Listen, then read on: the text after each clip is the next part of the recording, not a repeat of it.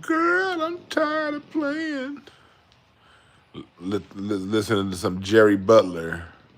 Rest in peace, Jerry Butler, the original Iceman in music.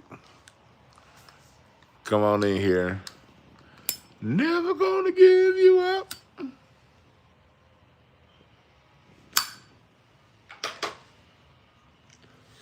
What's up, Rocky? Come on in here. Come on in here, y'all. Look at Rocky. Rocky over here knocked out. So if y'all hear some snoring, that's my man Rocky right here. Cold, chilling.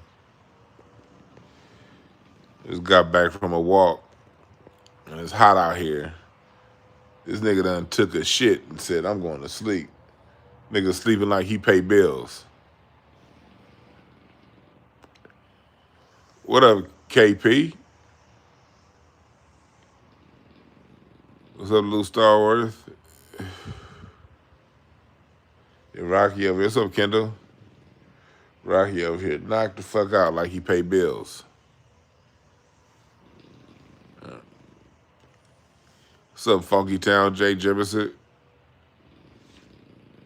What's up, mister? Salute to everybody up in here. So, I'm not going to be here all day, but know that tomorrow is the start of my music history course, 5 weeks. Starting tomorrow at 9 a.m. Pacific time, 12 Eastern. Just an hour-long summer camp for the youngins. And also for you adults if you want to be a part of it, but the information is going to be tailored to the younger crowd. And I'm taking a break right now to put together my workbook and everything, finish putting together the workbooks that I promised for all of you who enrolled. So yeah, tomorrow's the start of the summer music camp. You can enroll right now, and you can also pay in two.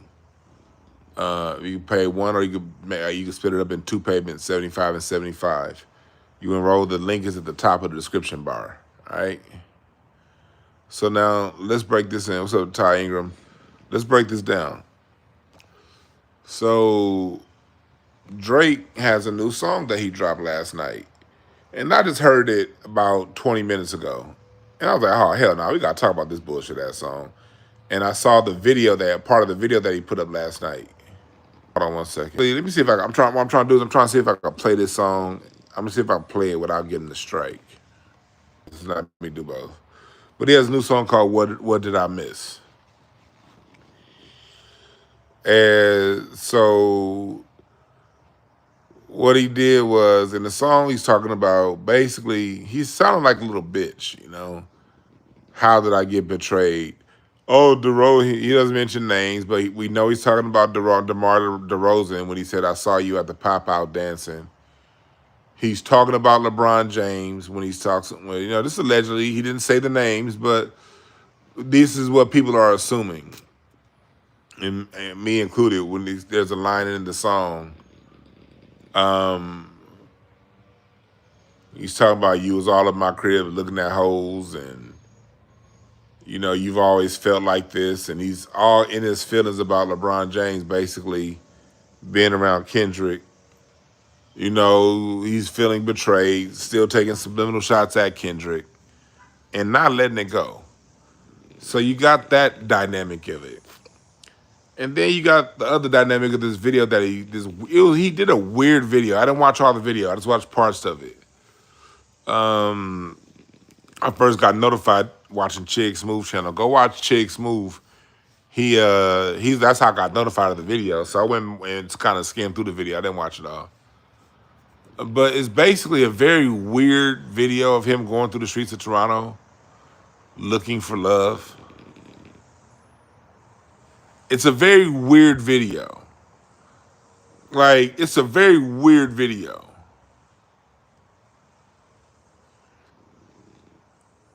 And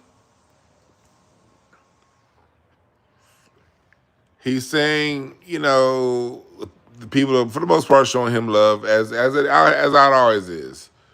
Online people have always said things that they would never say to people in person. So He's naturally getting a lot of love on in person, but somebody said something sideways to him. I couldn't make out what it said in the audio, but he got mad and he started speaking in some like fake patois, Canadian, Jamaican,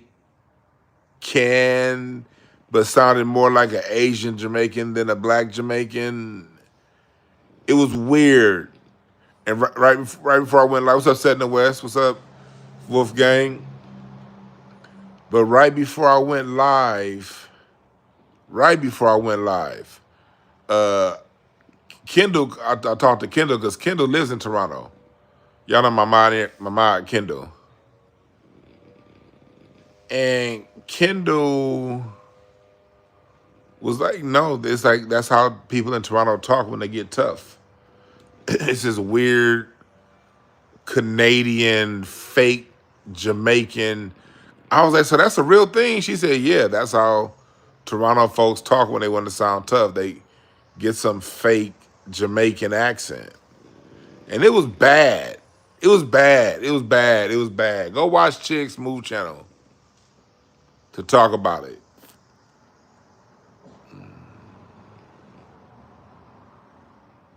Like, it was real weird.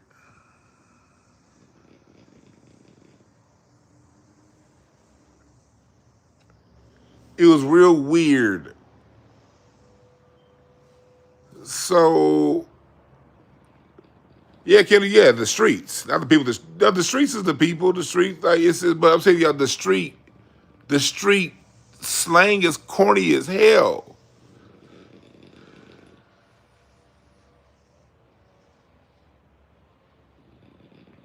But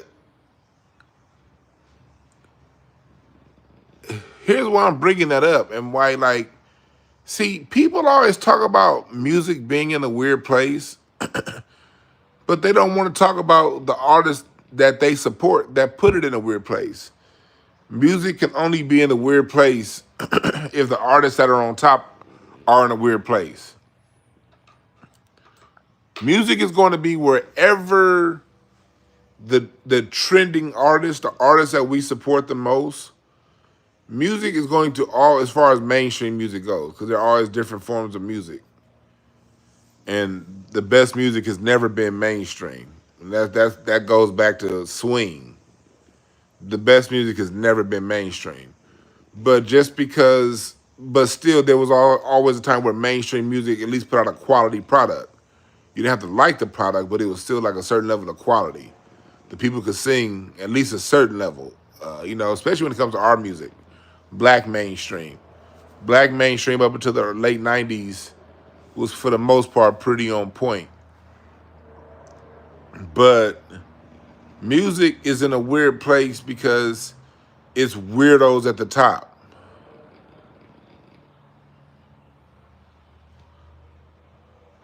Look, somebody just made the most stupidest ass comment I'm probably gonna read today. They said, "It's corny as hell if you've never traveled. Toronto has some of the real writers, Jamaicans." First off, I've traveled more than your mama traveled to collect all those rent payments she was behind on from the age of 0 to about the time you turn 13. And that's a lot of traveling, okay? Let's start off by saying that. Second off, there are riders everywhere. Toughness doesn't have a zip code. Every zip code you go to, every area code you're in, every time zone you're in, there are tough people and there are punks. There are punks in Compton and there are real gangsters in Beverly Hills. There are punks in the Bronx and gangsters on Wall Street and vice versa. So when people come around talking about oh man, it's some real tough people over there. Duh, nigga. You know what else over there? Oxygen, water. There are happy people. There are sad people. There are straight people. There are gay people. Everywhere in every corner of the planet. So when you come in saying, man, you don't know, man, you think it's Canada. Man, there's some tough people up there. Yes, Canada has very tough people. I know this. We're talking about Drake and that fake ass accent he put on. And Drake's not tough. We're talking about him, not the people of Toronto. Stay focused. Stay focused. Back to what we're talking about. So Drake does this very weird video of him going through Toronto looking for love, attention, and affection. And puts out a song a year and a half later. What's up, Kermit? Puts out a song a year and a half later addressing an old beef that shit is over with. It's done. It's finished.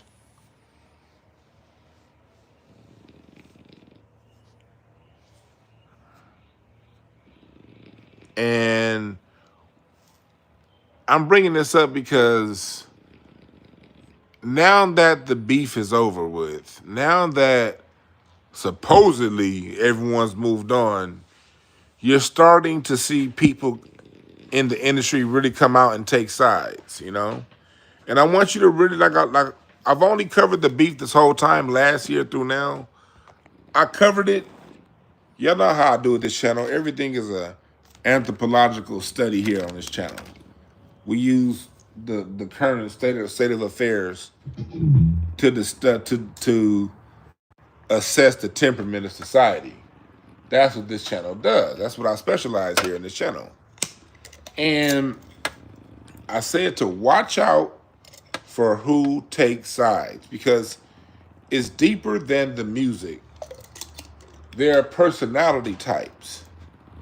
And Drake represents the archetype of I want to be popular to be popular. Doesn't matter who I snake, what I do to get there. This is the kind of person I am. And that's most people. Most people are cool until there's an opportunity on the table. Then they'll sneak, do all kind of crazy shit. And then when they lose and things don't turn their way, those are also the first people to bitch, moan, and cry. So we've seen how both people move, both Drake and Kendrick, throughout this.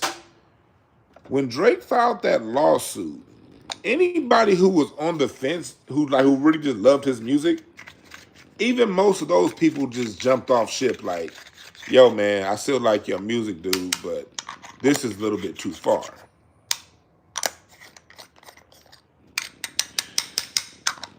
And you saw that transition happen. And now you got a man who's 40 years old, still hasn't learned how to take that L, bitching and moaning about an L instead of moving on like a man should do, crying like a hoe, and now he's gone so far as to continue to drag LeBron James in his situation, exposing things that can be harmful to the man's marriage. Look, I've had a couple fellas. One of them was a really big Drake fan back when Drake first came out, by the way. Consequently, it's funny. He was who actually turned me on to Drake when Drake first started dropping. This nigga liked him. Anyway, I remember that dude years ago. We fell out years ago. And I knew all that dude's secrets when it came to his relationship with his wife and what he was doing because we would be together and I wasn't married at the time, but I didn't get down like that. You know, I was like, man, I got a dope ass girlfriend at the time. So I didn't get down. but he did. And when we fell out, I could have said all kind of shit about his marriage. I could have said all kind of stuff. That motherfucker did me wrong. I could have exposed everything in his marriage. I could have, because his wife would still follow me on social media. I still had a number. I wasn't gonna do no fuck shit like that. That man got a still, like, his contract with her is his contract with her, whatever that may be. For all I know, she may be cool with it. I don't care. She may hate it. It's not my business. Just because you fucked me over, got my money fucked off, and the dude fucked with my money. That's what made it even worse. He fucked with my, it wasn't just some personal shit. He fucked with my money. But with that being said, I'm not about to go fuck with nobody's marriage. That's a character thing right there, you know?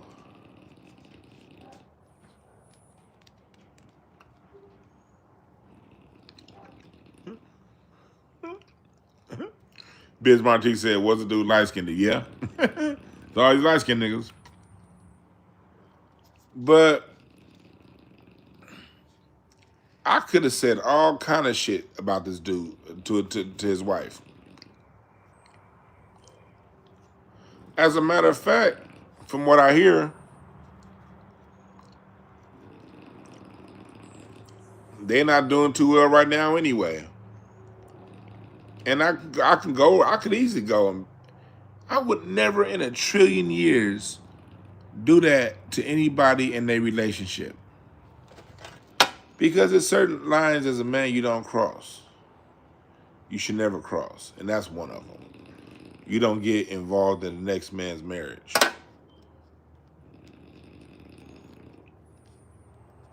Yeah, right. Are y'all hear Rocky? Y'all hear Rocky snoring? Yeah, he is. There he is.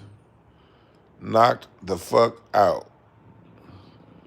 Told you this nigga sleep like he pay bills around here.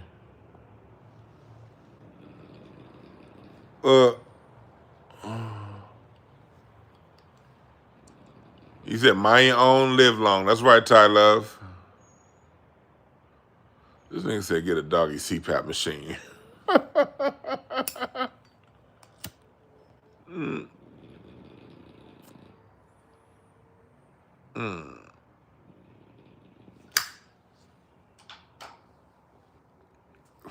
So, yeah, Rocky chilling hard. So, that's what it is.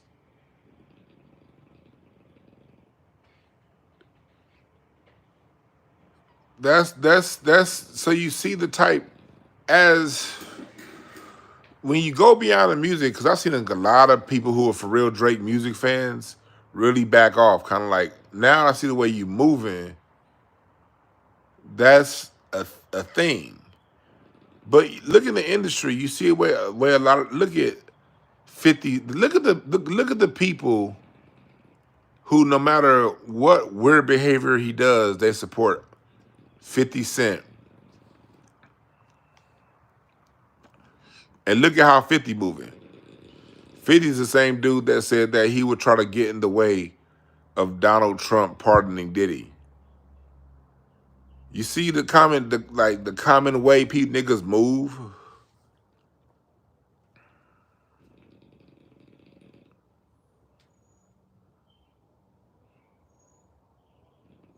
You see Jim Jones clout chasing Nas. Drake fan. There's this grown up lady boy that has been at the top of hip hop. Yeah, 225 Girl, I did. And Drake's reading. When I read Drake about a year and a half ago, I read Drake about 4 or 5 months before the beef with Kendrick. And I was like, yeah, he about to go through this shit. I gotta go back to reading celebrities. I actually do on my Patreon. I have some exclusive readings on Patreon, and I will do another reading show here on this channel possibly tomorrow for the second half of the year. And in that show, I'm gonna read I'm gonna read what Diddy's year is looking like, how his years, how things are gonna turn out for Diddy. I think I'm gonna read that also in the cards.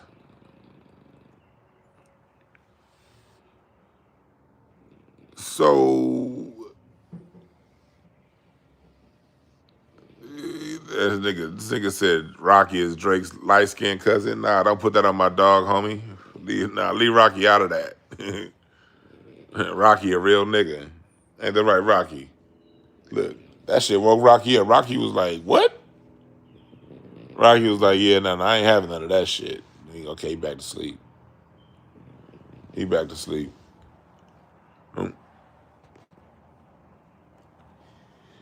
But you really get to see, yeah, Rocky over here catching strays.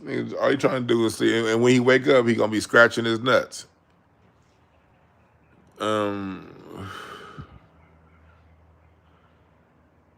But man, what's up, Kyle? So music, as you see, there was a time in the 90s when people would have stood out against what Drake is doing right now. One, suing the label, and then two, this kind of stuff. Like, look, and y'all know me, I am not a LeBron James fan at all. I think LeBron is equally as much of what do you call it, a Judas goat, as much of a fraud as Drake. They're equal frauds. They're just frauds in different areas.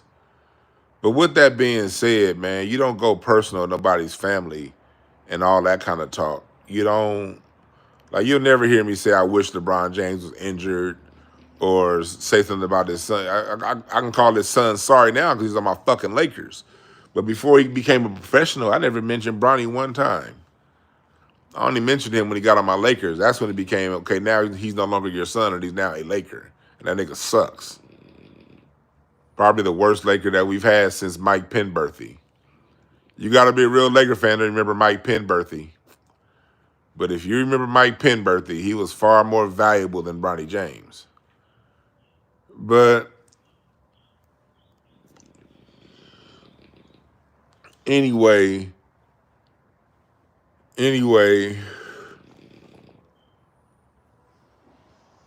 you don't do that. You don't do that. Like, that's just some fuck shit. And Drake is the person that our generation, my generation specifically, validated for the younger generation to listen to. And even though I never listened to Drake, I saw the fraud he was from day one. My generation, the millennials, we validated this bullshit. But I could tell Drake was a fuck nigga through his music long before Scorpion. I mean, he just I don't know. Maybe it's just the energy I was picking up. But really, when that song came out, started from the bottom, now I'm here. When I heard that song, my first thought was, ain't this the dude that was on TV? Ain't this the dude that's was on that Wayne? Wasn't he on that Wayne song as a feature? Like, this the dude that started on TV. And he's been featured with Wayne. He's been featured, I think at the time he had a feature. Did he have a feature with Beyonce at the time, Jay? I forgot. My mind is getting jumbled up. We're talking like '09, I think. '08, '09.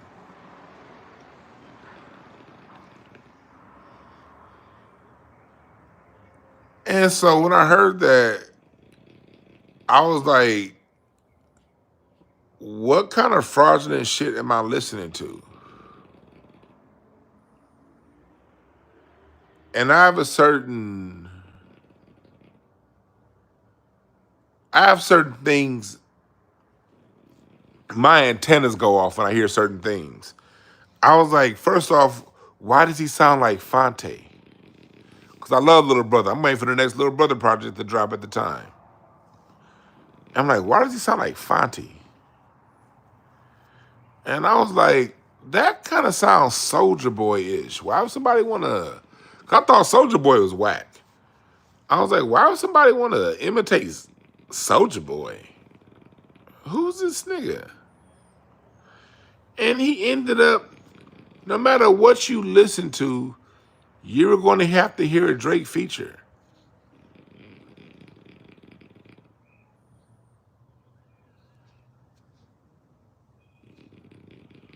Like, who is this guy?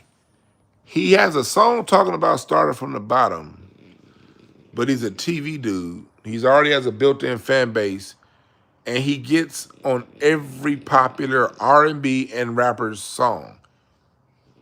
Like people, like nowadays they want to redefine. They'll say the Drake stimulus package or whatever, whatever. No, Drake was forced on us whether we want to hear him or not. Your favorite artist had to have a Drake feature between '08 and 2013. If you listen to them, even Erykah Badu did some Drake shit. I'm like, Erykah, my favorite this generation. And then when she did I'll Call You Back, that song, the mixtape Erykah did, it was like, oh God.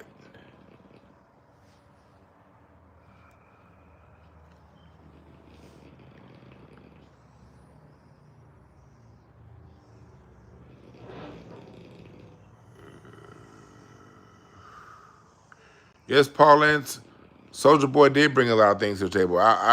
You never hear me diss his business acumen. I hated the song. You'll never hear me attack Soldier Boy's business acumen and what he did for the culture. I just hated that fucking song and the simple production of it.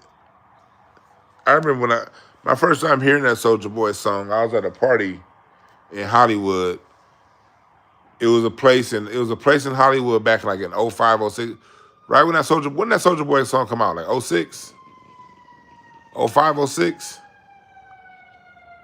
I was at a party that Nick Cannon was DJing. And right when this motherfucker Nick Cannon played that shit, and nigga, I saw the whole club it was a moment. '07, okay, that was '07. It was a club in Hollywood. Who remembers Social in Hollywood? Social was on Sunset and was that it was just before you got to Gower. It was just before Gower. No, it wasn't that far down. It was Social wasn't that far down on Sunset. Gower was a little further down. It was on this side of Highland. Anyway, I think it was just past Highland. That's what it was. Near Cherokee, just past Cherokee. On Sunset. And I remember that whole club just flipping out. I was like, okay. I remember seeing it change, like, okay, this is something new. It was something different. I didn't like it. But I respected the moment that it gave. And then I found out more about what Soldier Boy did business-wise. I was like, okay, I'll take it. But I saw Drake doing similar shit a year or two later.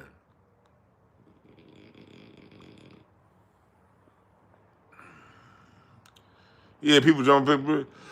I remember Nick Cannon, the way Nick Cannon, because if you ever been to a party with Nick Cannon DJing, Nick Cannon is one of the best DJs to ever do it on the party scene.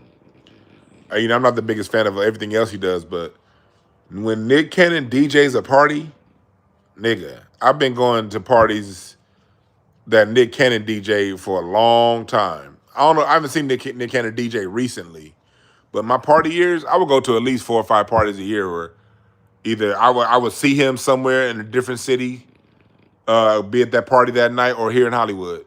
That motherfucker was cold. Him and Biz Markie, my favorite two DJs in my party years. Nick Cannon, Biz Markie. That's this Biz Markie because this nigga in the chat. But Biz Markie, when he was alive. Oh, and Snoop. I love DJ Snoopadelic. Around that same time, I'm gonna get back to the story. Cause around that same time, I went to Bishop Don Magic Wands Players Ball. He had a Players Ball party at a club in Hollywood. And DJ, this is like the last year the Key Club was open. Snoop DJ. And Too Short was there. Hey dog, if y'all ever been to Bishop's Players Ball, that shit was fun and funny. More funny than fun. All them niggas in their suits and shit. But one time DJ Snoopadelic did it. And when Snoop DJs, you don't know what's coming. Snoop will play some Willie Hutch and then follow it up with Outkast, play some Dog Pound. He'll play some brand new shit you never heard. And then he'll follow that shit up with the Dramatics. Then he'll play some Earth, and Fire. Then he'll play some Grandmaster Flash. Then Snoop will play some Jay-Z. Then drop it back down, play some Minnie Riperton. He's just random. But anyway, back to what we're talking about. What's up, Black Yoshi? But anyway, there was once a standard, and I keep going back to our standard, and I'm a hardliner on the standard in black music. When we got to get back on the gospel standard. And then what happens is what people have been doing, and they've been, Duane, you going too hard. You this, you that. Yes, I believe in protecting the culture from people like Drake.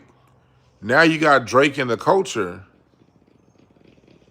You got lawsuits that can change battle culture forever. Do y'all know that Drake's lawsuit, even if it got dismissed, it can change how battle raps are done forever? Y'all understand that? But when you get somebody that's an obvious plant and y'all validate his bullshit, then I saw him doing what Jay-Z did. Y'all allowed motherfucking biting to happen because Jay-Z was fly. We saw Jay-Z amalgamate other people's careers in real time. Hey, for all you people who are under 30, don't let these old niggas lie to you. We saw Jay-Z morph in front of our own fucking eyes. Niggas heard 99 Problems with a Bitch Ain't One, knowing that was Ice-T's song, and no one came out and be like, hell no, why did nigga bite Ice-T? Oh man, no, that shit hot. I'm like, I was 18. Like, hold on.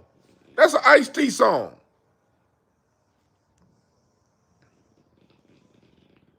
The Jazzo style, we saw this shit happen in front of us. Because people get stuck on the Biggie lines. The Biggie lines should have been enough to kill Jay-Z off. You taking all that dead man's music? The Biggie line should have been enough. But me personally, I'm going to tell you, I wasn't the biggest Biggie fan. So I personally missed a lot of the Biggie lines that he stole. Other than that, you chase some, I'll replay some. I knew that line. But I was never the biggest Biggie fan, so a lot of the Biggie lines went over my head. But most of hip-hop knew those were Biggie lines. And y'all said, and look, chat room, did I not just say that? Chat room, look at Brendan Lucky's comment. Chat room, did I not say somebody's going to say that? Did I not start this whole, what I'm saying right now, saying somebody's going to say that? Oh, man, but Jay-Z nice. Did I not say somebody's going to say that? They hide behind, but they nice. Yeah. But it's a million other artists that are nice without taking somebody else's shit. That's the point. There's a certain level. There's a standard we once had. It's about a standard, not about being nice. Black people's talent is a dime a dozen. Nice, you can find nice on a street corner in Black America. It's UPS drivers that are nice. They just didn't get the opportunity. It's not about being nice. It's about, do they uphold the standard or not? Music is not for everybody. Music is a special calling. Music is a special calling. It's not for everybody.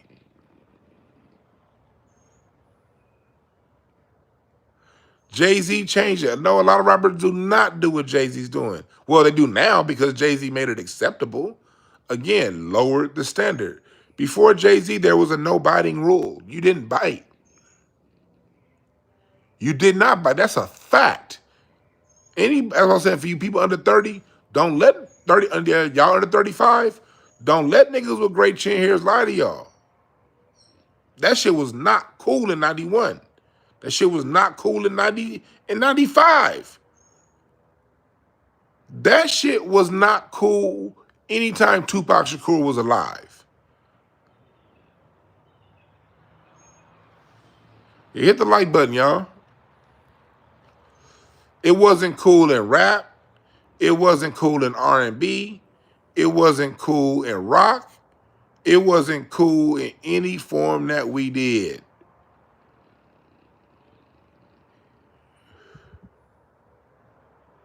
Hell, rap music itself lowered the standard musically when it started allowing samples. Because before rap music, you definitely wasn't sampling nobody musically. Now you may cover it. Now you did have things called cover tunes. Cover tunes were always acceptable. There's a song that was written, and you sing Gladys Knight saying, "I heard it through the grapevine this way." Marvin Gaye sang it that way. So even if you cover somebody else's tune, you had to interpret it in your own way. You couldn't sing it the exact way that they sang it. When Isaac Hayes covered "Walk On By," he didn't sound like Dionne Warwick. If you see me walking down the street, he took that song apart, split it apart, and made something totally new. There used to be a standard in music to where you didn't even take nobody else's. You didn't take nobody else's hook. You didn't take nobody else's line. You didn't take nobody else's. Hey, Brandon Luckett, stop being confrontational. Just ride with me and listen. You'll get what I'm saying if you just listen.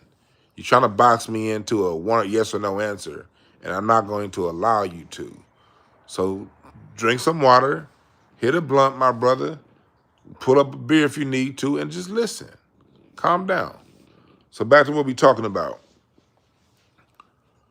So there was one time in our music there was a standard. Like I remember I told y'all in the chat room before.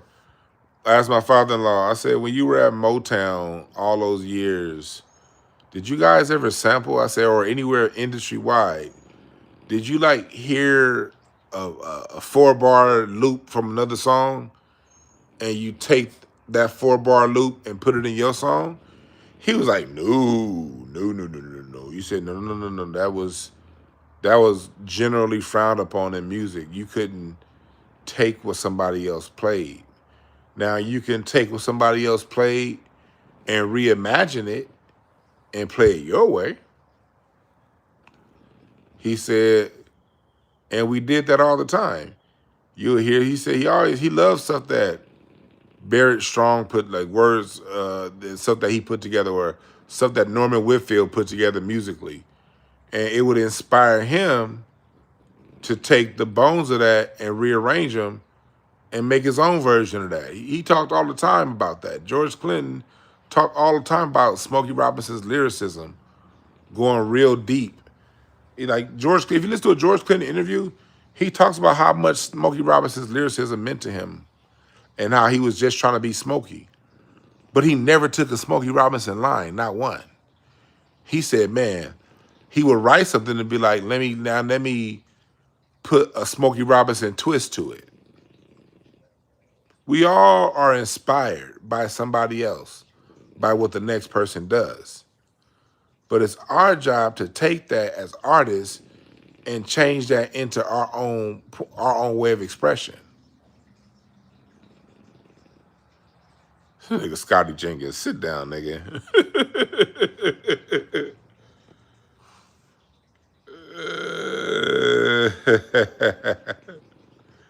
But I'm just talking about the standards that we once had. That it's not about whether I like a sample or not. It's not about what I like. It's not about grown as adults, men and women. You gotta disconnect yourself from what you like. I like some songs with auto tune, but I can still talk about the damages of auto tune. I like a lot of songs with samples. I wouldn't have been able to grow up in the 90s without them. But I can separate what I like about something from what is.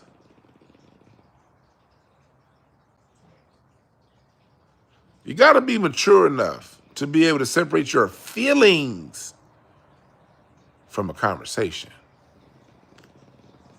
Got to be mature enough to do that. Now, let me tell you where that standard still exists. And this is why I respect stand-up comedy. In stand-up comedy, you can't take somebody else's joke. I can't, like I said, I've used this examples before. If I can take Cat Williams, real niggas versus bitch niggas, I could write my own 45-minute comedy special just off that idea. But as a comedian, you can't do that. I'd have to rework that whole thing and come up with my way of saying that if I want to talk about that subject. Stand-up comedy would never in a million years allow me to take somebody's whole thing. I couldn't go to Chris Rock's black people versus niggas. Do you know how easy it would be?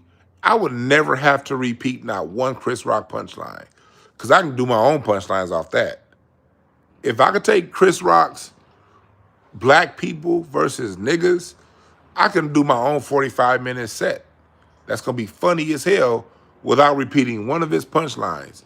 But that concept is so rich that as a creator, I can draw from that well and go in a totally different direction as Chris Rock. And that's what Jay-Z would do. Jay-Z would take the concept, wouldn't rework it in any way, shape, or form. 99 problem, but a bitch ain't one. Then same thing, me and my girlfriend. Yeah, the whole Tupac is talking about a gun. Now I'm gonna get with this manufacturer relationship, and I'm gonna get with Beyonce, and I'm gonna take that golden idea Tupac had, me and my girlfriend, and just change it into a love song. As a creator, do you know how fucking nigga Tupac did 70% of the work on me and my girlfriend?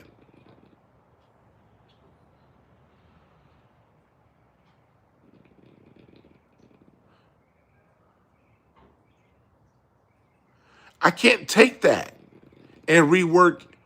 I can't take, man, like my man Sidney Castillo, I interviewed him here on the show. He had a new special called My Cup is Full. It's fucking amazing. Go and check it out, Sidney Castillo. And leave a comment in the video. Say, DeJuan sent me here. Go check out Sidney Castillo, My Cup is Full. It's an amazing special. I love it. That shit was, he's talking about his mom, how taking care of his mother through her illness, going through relationship issues.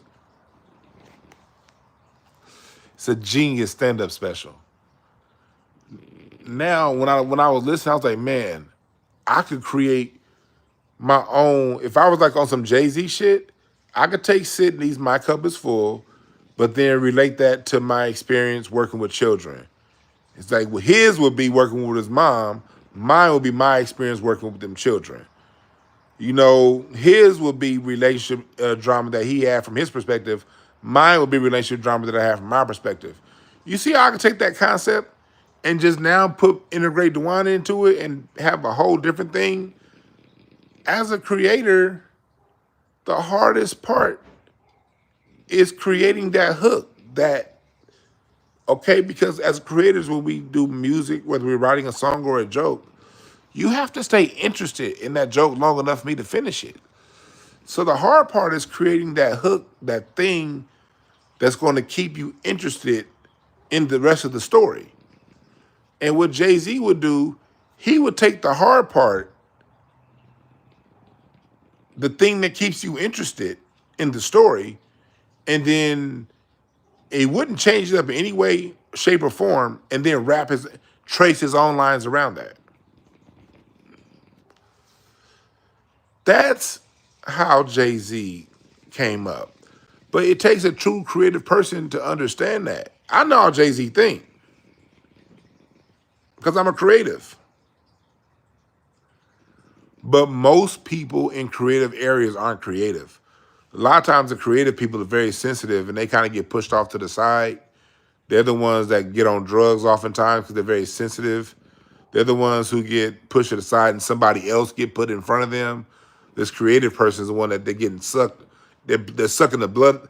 The industry sucks the blood out of creatives and gives the creatives, and their blood goes into your Drakes. It goes into your Jay-Z's. It goes into your Rihannas. It goes into your Weekends. It goes into these pop artists. They suck the blood of creatives in the industry. Anybody listening that's a creative that's been in the industry in any way, shape, or form, you know what the fuck I'm talking about. And I know because I be at these concerts and you musicians be coming off the stage to holler at a nigga. I know y'all watching and I know y'all listening. You ain't got to say nothing here because I know how the industry works. You ain't got to out yourself and be like, yeah, Dwan, I don't need that. But when we see each other in person, I appreciate y'all when we talk. Y'all know who we talk. People, y'all know who I'm talking about. You know who you are. Not you. About 24 of you know who you are that we've had conversations over this past year. You don't have to respond, but you know what I'm talking about. The industry sucks the blood of creatives. And they give you Drakes.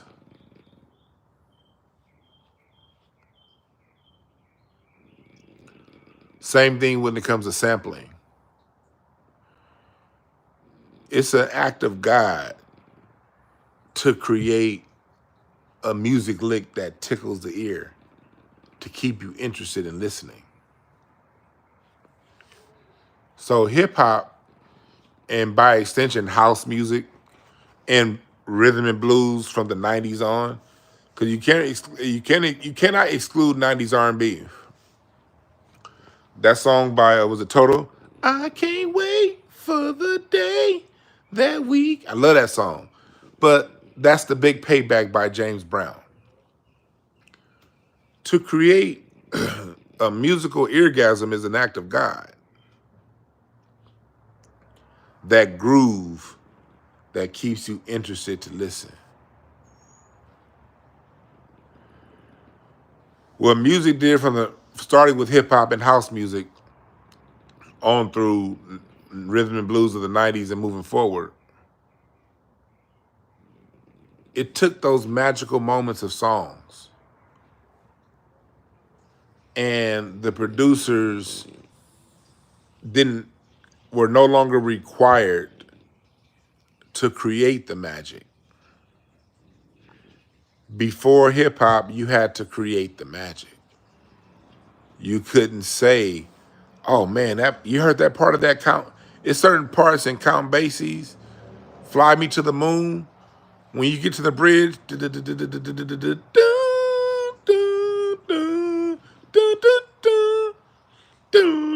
it drops down. They come in real loud, and then it kind of slightly decrescendos, and then it falls off of a shelf. The bridge of "Fly Me to the Moon" is music magic.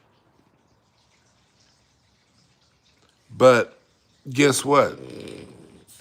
The producers at Motown, a generation later, a few years later, couldn't go back and say, "Hey, man, that bridge from "Fly Me to the Moon" was magic."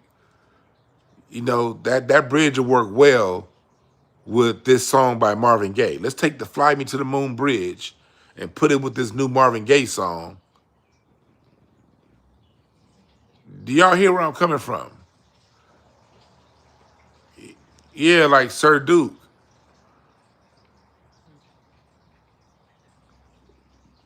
Like Sir Duke. James, what's his name? Stevie Wonder didn't sample Duke Ellington. He made a rhythm and blues song with a swing and a Duke Ellington style swing. He didn't.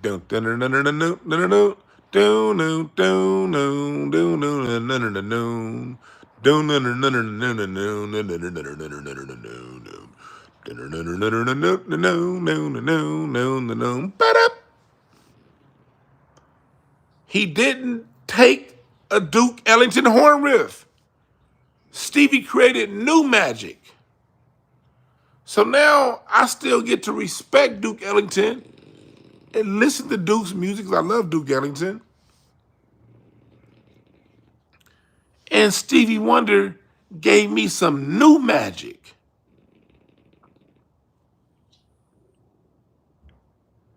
Now I get Duke's magic and Stevie's magic with Duke's influence. Who wins? My soul, your soul.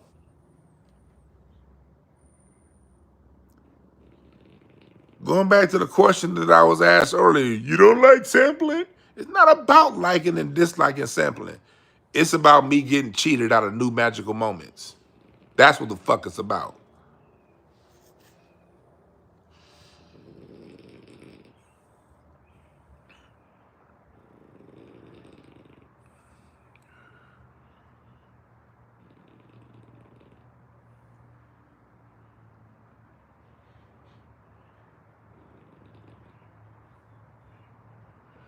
It's not about that. And Brandon Luckett, I don't take it personal. I'm just using you as an example. You good in my book, brother. You good in my book. But when I get to talking about music, I get passionate because I love this shit. So don't ever take what I say personal. But I get passionate when I talk about my music, yo. For real, for real. And I don't mince words. I'd rather come at you a little bit abrasive and get my point across for the bigger picture. You dig what I'm saying? But don't ever take it personal.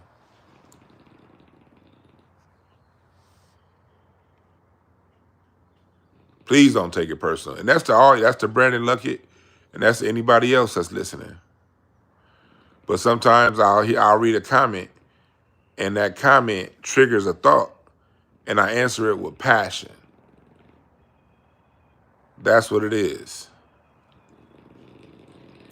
I appreciate you for not being offended. But that's why just because creativity is B1, that is our cheat code, black people. We have to keep our standards up. When our standards are at the top, nobody can infiltrate what we do. Nobody was able to infiltrate hip hop until we allowed Jay-Z to lower the standard. And I stand on that. When Jay-Z lowered the standard, that opened the door for biting. Now you get Drake to come along. And he bit his way all the way through his first 5 years of his career. Now hip hop, now music in general, is infested with a parasite. Y'all see how biting is cancer. It eats its own host. That's what parasites do, they eat the host. This nigga Rocky is still out. He been asleep this whole goddamn show. Nigga Rocky is still out. We been here for an hour.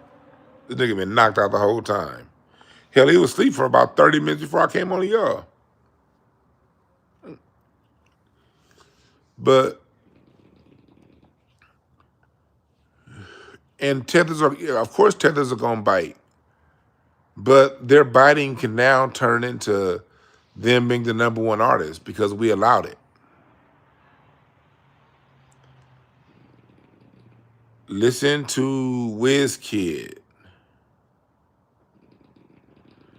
and that Jamaican form. Listen to, what's that dude? What's the other Afrobeats dude? The one that did the Tony Braxton remake.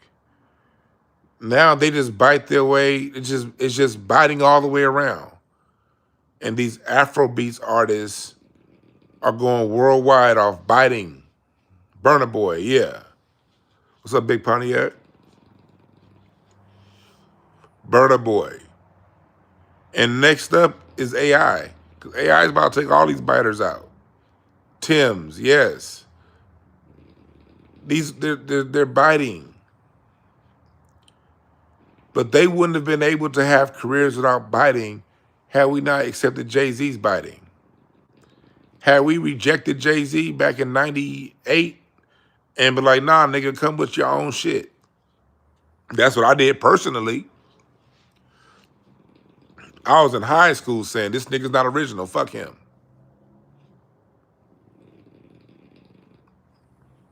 So I don't want nobody sitting around saying, oh, we didn't know. Yeah, the fuck we all knew. We all knew. But he was good. He was dope. He was talented.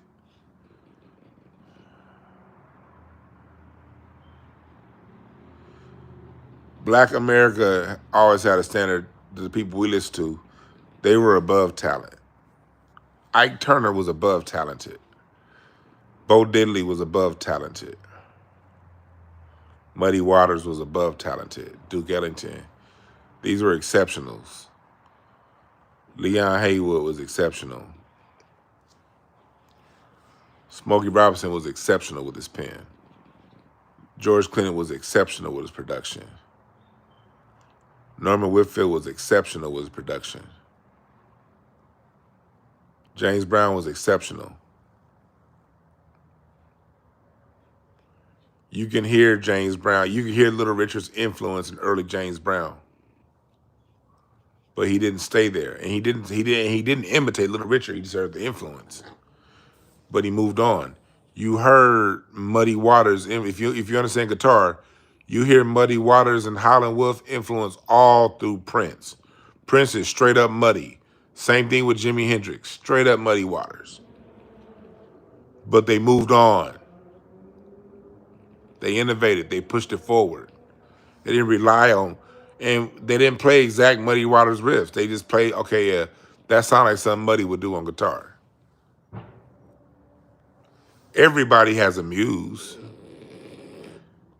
Everybody has a muse. Everybody has multiple muses.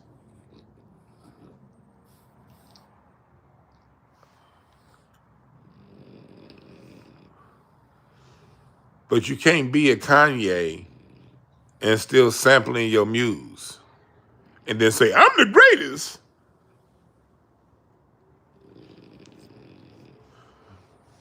You see how that works?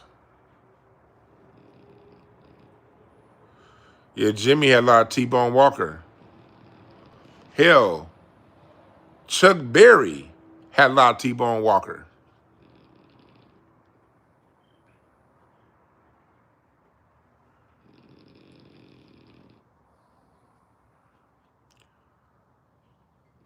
The same, it's like the hip-hop heads will defend Jay-Z and they'll defend sampling, but they'll marginalize the artists that they're sampling. The artist that you're sampling heard something that I'm sure if they knew that they could sell 1 million records just replaying what they heard, I'm sure they would have done it. But they couldn't do that. They had to take whatever that was that inspired them and make it their own. And that's where the exceptional come out. That's where it goes from being good to being exceptional. That's where it goes from being talented to being extraordinary. And as long as we had that extraordinary standard, we got extraordinary results. And people couldn't take our music. Even when Blue-eyed soul became a thing in the late 70s, quote unquote yacht rock, starting with Hall and Oates and Steely Dan. When they started doing the black sound, first off in the studio, they had a lot of black musicians. The group Toto, the white boys, Luka and all them, they were trying to sound like black people. And they sounded pretty goddamn good, Toto. But the background singing, that was them trying to sound white. And I talk about this in my music history course that y'all can get right now on Patreon, or you can buy the full course. I have a lot of the course on Patreon, but the full course you got to buy. DeWanB.com. I break it down about how it was really us in the 80s lowering the standard. We went from funking it up because they never could do funk. They never could funk. When you got into that Quincy Jones, we got into that James Ingram, find 100 ways. That whole shit. That Peebo Bryson, baby, can you stop the rain from falling? All great songs. I still listen to those songs. I like them. Baby, come to me. Let me put my arms around you. This will meant to be.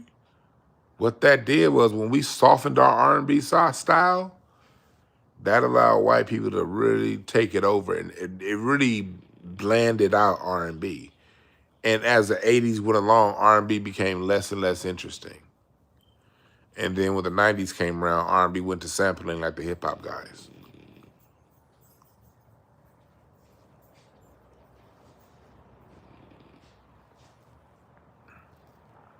It was still good music. I'm not saying it was bad music. James Ingram is one of the greatest singers ever. But black radio stations left from personality DJs to these more boule style black radio really sold us out, honestly. If you want to look at the primary culprit of how black music got sold out, look no further than black radio stations of the late 70s and into the 80s.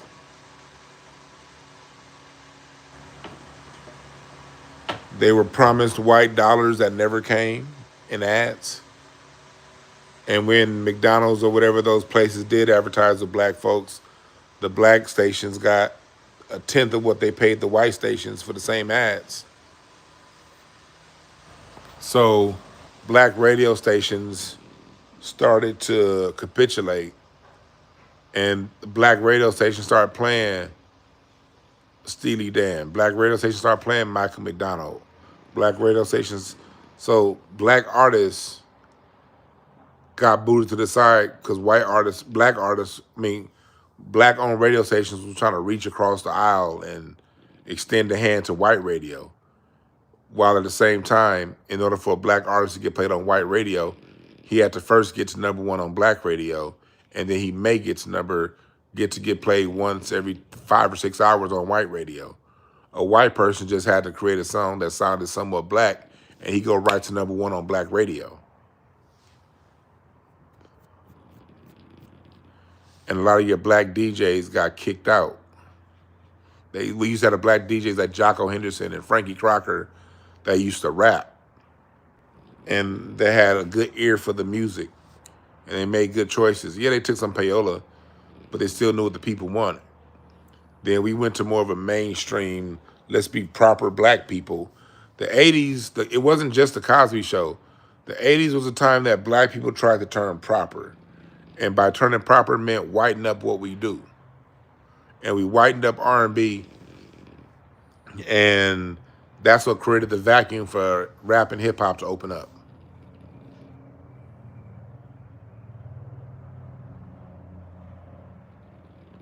Yeah, black people were playing, or black radio was playing early Madonna, yep. So this is how it happened.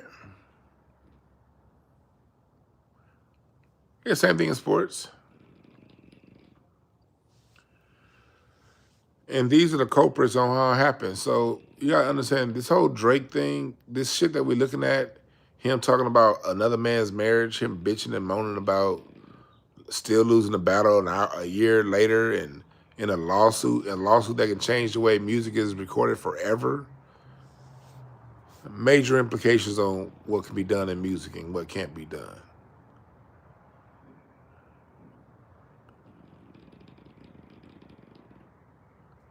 True to the Game, one of the greatest songs ever. But you see what Drake is doing. It's something that we created. We allowed, not we created, they created it. But we allowed it to happen because the industry can do what the fuck it wants to do. It's going to do what it wants to do. We still have free will and choices of people, and we have a choice to either accept or reject. The industry tried to give us Vanilla Ice, and we was down.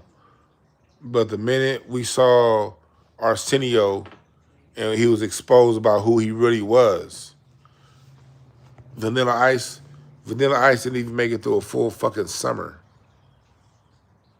He went from being somebody that was in our face every day that we liked to being a fucking punchline, and it only took a couple months. And this is before the internet. I don't give a fuck how many commercials y'all put his ass in. He's a punchline now. Get him the fuck out of here. That's how I know we have it in us. That's how I know we have it in us, because we've done this before.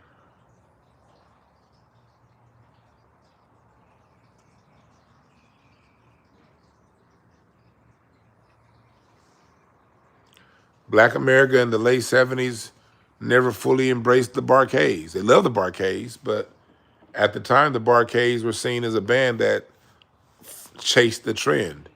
They weren't putting out anything that was changing the trend, like Earth and the Fire, Parliament, Stevie Wonder. These artists, these other bands, the Slave, they putting out some shit that's kind of pushing the trend forward.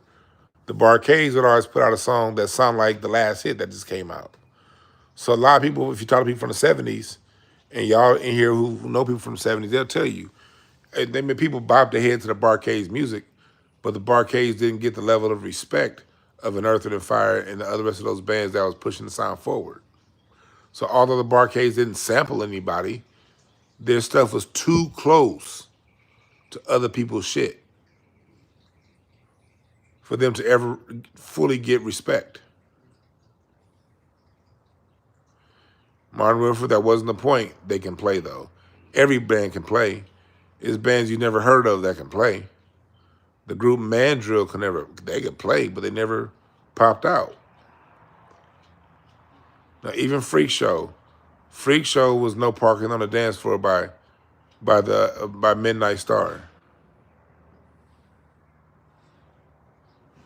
Midnight Star did No Parking on the Dance Floor. Then the Barcades came out with Freak Show.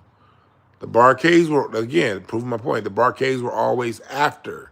They would come up with a dope song, but that dope song, like Too Hot to Trot, that's Earth and the Fire. The song Too Hot to Trot by the Barcades. Girl, I got my eyes on you. Psst. That's Shining Star by Earth and the Fire.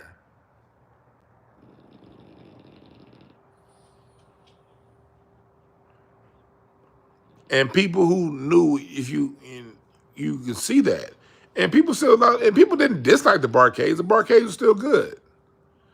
But it's just that the Barcades wasn't seen in the same light as the bands who's always, the Isley Brothers were seen, the Isley Brothers, the Commodores, these were highly respected Ohio players.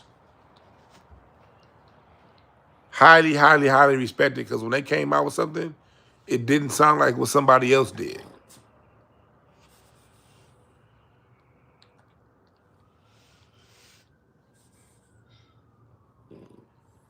There's levels to this.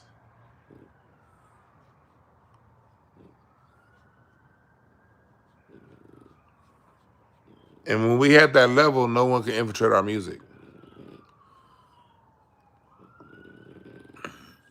So that's the point. We used to have a level of intensity. We used to be at such a serious level with our music that we wouldn't even put bands that somewhat sounded like another band on the same level. Like, no, you don't get this. There was no but. No, nigga, create something I never heard before, or you're gonna be down here. That's cut and dry. And it kept the music moving. It kept the music advancing and moving forward. That's why we were always having so many new genres. People ever ask, okay, why did we always have a new genre between 1920 and 1973? We were putting out like genres were only lasting 2 and 3 years before we was on to the next. We had Boogaloo. We were like, yeah, nah, okay, that's over with.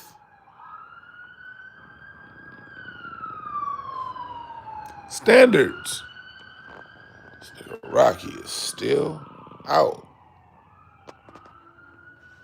This nigga sleeping good. Little man sleeping good.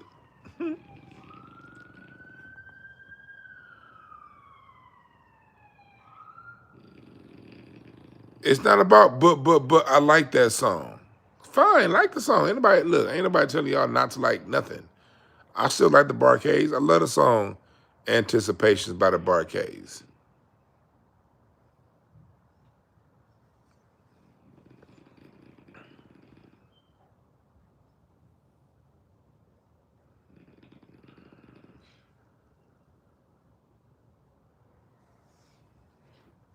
But facts are facts.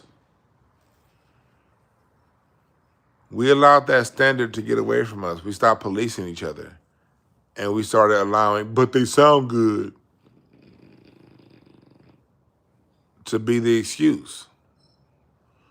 Once we as a people understand that how talented we are, you'll find sounding good as a dime a dozen. And we still hold that standard in stand-up comedy. You can't, that's a joke thief. If somebody tries to a joke like what Cat Williams did, they're going to get called out.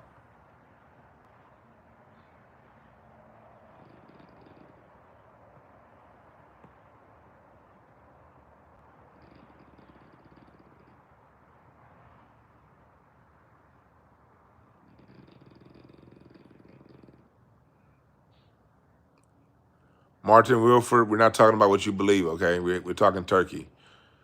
I'm not telling anybody what I believe, okay? Talking verifiable information, okay? Chemo, you said you late. What did Drake do? Okay, let me recap. What Drake did was he created. Go back and watch. He created some creepy ass video yesterday of him going through Toronto, trying to get attention and love as a 40-year-old man. And he has a song that he's basically still bitching and moaning about the battle. No, if you believe it's not fact, but Martin Wilford, if you believed, if what you said was a fact, you would not have had to write what you believe. Let's be 100. All right, you wrote what you believe because that's what you believe. Continue to believe that. I'm not about to change your beliefs. I'm not here to change beliefs. I'm just here to talk turkey. If that gets in the way of how you feel, then it's not my problem. But back to what we're talking about. What Drake did, he did that shit, and in his song, he's still bitching about the beef, and he's talking about DeMar DeRozan. He don't mention names, but he's talking about DeMar DeRozan and LeBron. I saw y'all dancing at the pop out. He makes reference to being around a woman, a dude with girls around, with his wife wasn't there. You know, alluding to LeBron, alluding to DeMar DeRozan, alluding to Kendrick, and just bringing some bitch ass shit while in the middle of a lawsuit. That's what Drake did. He's doing this. He made this creepy song, and he's naming himself the Iceman after the Iceman Jerry Butler. Jerry Butler just died a couple months ago. The Iceman Jerry Butler just passed away. Now here comes Drake talking something. I'm gonna call myself the Iceman. He probably saw some Rest in peace, the Iceman Jerry Butler post and said, "Huh, that's gonna be the name of my new album." Ah. So that's what Drake did. So, but back to what we're talking about, there used to be a standard in music. Like bands at the Barcades, they were the exception. Everybody else was innovating. Everybody, no one, and even the Barcades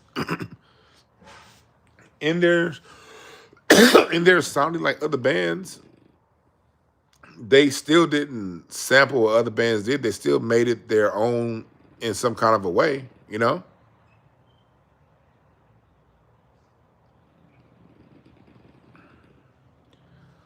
But Earth and the Fire wasn't the exception when it came to innovation. Everybody was original.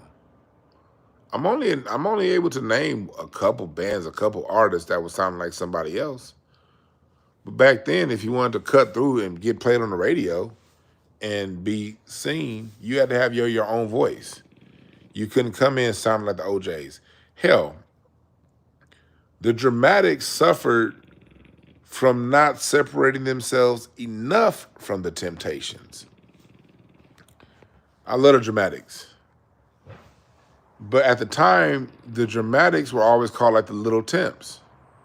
If you know people from that time, my dad and everybody, the Dramatics did not do enough to be uniquely different than the Temps.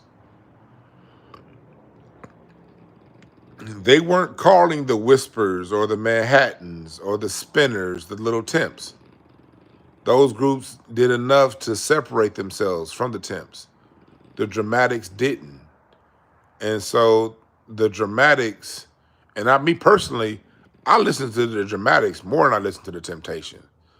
But I'm also somebody that listens to people who are there, and I ask a lot of questions. And I don't let my personal feelings get in the way of my perception of things. Some of you niggas can take a lesson from. The Dramatics were seen, and then when I started to look at both groups and the dance moves and how they presented themselves, I say, yeah, they're a lot like basically they're the Temps.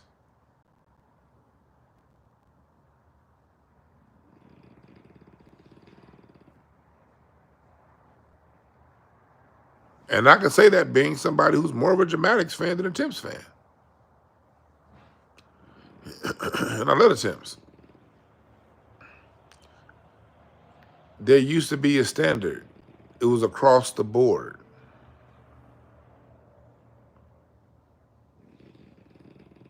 There was a competition. And if I sound like you, then basically I'm saying you're better than me. Yeah, Enchantment. I love Enchantment. Michael Stokes. Michael Stokes being a Detroit music producer, he wasn't trying to sound like Norman Whitfield. Michael Stokes sounded like Michael Stokes in his production. A Gene Page string arrangement didn't look like a Paul Reiser string arrangement. A Tom Watson horn arrangement didn't look like a Charles Stepney horn arrangement. Everyone was doing their own thing.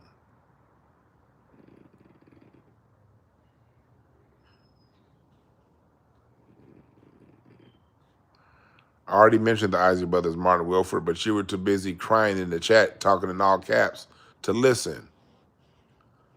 Take caps lock off and just chill, brother. The Isley Brothers were mentioned like 3 times already. God damn.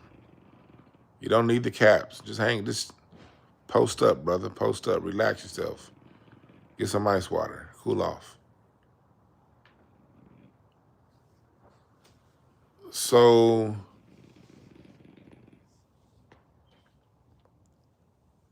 this nigga, Amir, you a fool.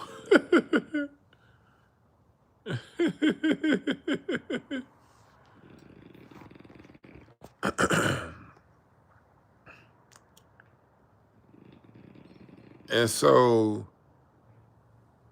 Strawberry Letter 22 was a remake of a Sugi Otis song.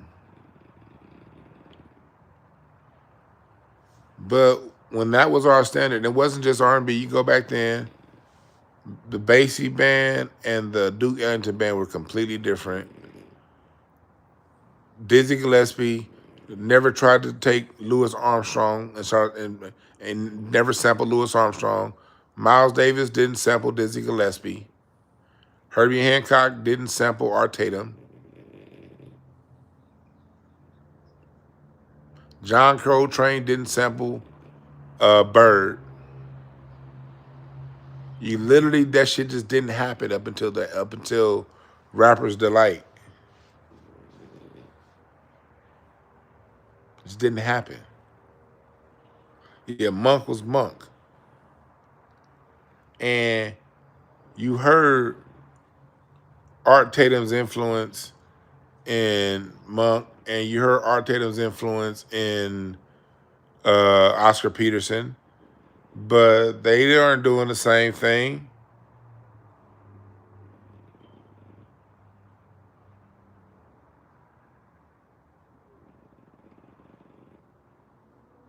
I mean, you could literally let me tell you, the only people who was stealing was white folks. That's the only one doing it.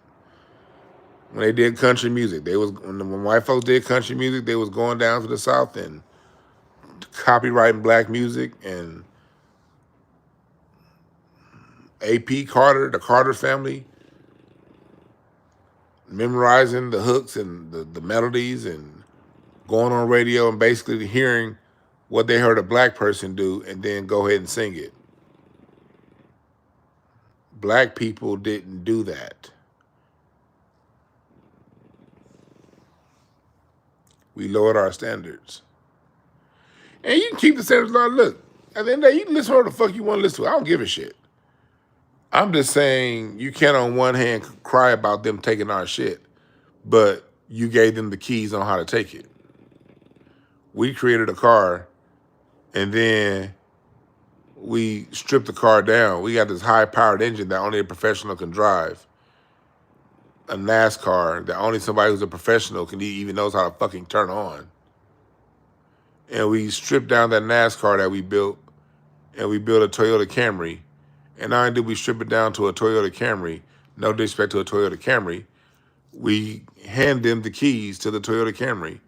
And then now we see everybody driving Toyota Camrys, and then you hear niggas saying, we can't have nothing. We can't have nothing. And then as they turn on Drake.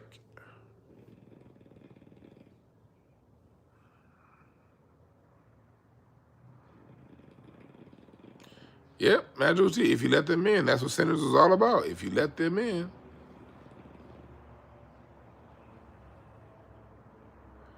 Somebody said, but they own the radio station. Who the fuck still listens to radio? And you should have been here 30 minutes ago when I explained how black-owned radio stations started this. But you're going to have to rewind about 30 minutes to get that story. They own Spotify, but guess what? I got a choice on Spotify. I can pull up life music. I can pull up death music. I can go find some original artists on Spotify, or I can pull up the same bullshit. It's my choice.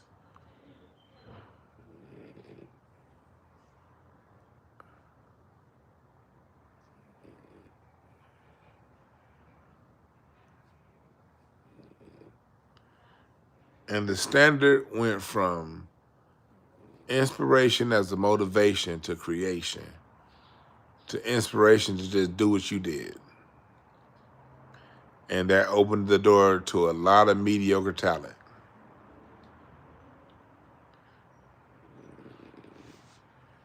Down to the point we get a lawsuit over a battle rap because we've allowed so much mediocrity in our music.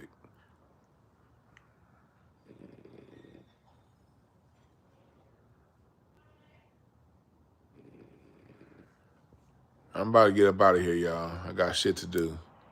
Rocky been asleep the whole show. I thought Rocky would wake up and talk to y'all at some point. But Rocky been like, you know what, man? Nah, fuck y'all. I'm gonna be asleep. I thought baby boy would wake up at some point. Rocky like.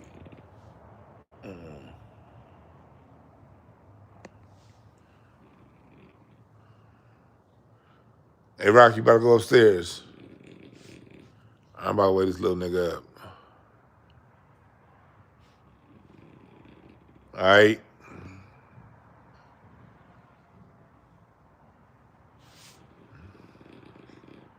Happy Saturday. Y'all have a good one. And then tomorrow, 9 a.m., enroll. If you want to do the summer school course with your children, sign up now. Sign up now. Sign up right now. First class tomorrow, 9 a.m. Pacific time. If you cannot make it, you're still going to get the replay, and you'll still have time to ask questions. All right. Y'all have a good one. All right, Star, Magical T, Amir, appreciate all y'all.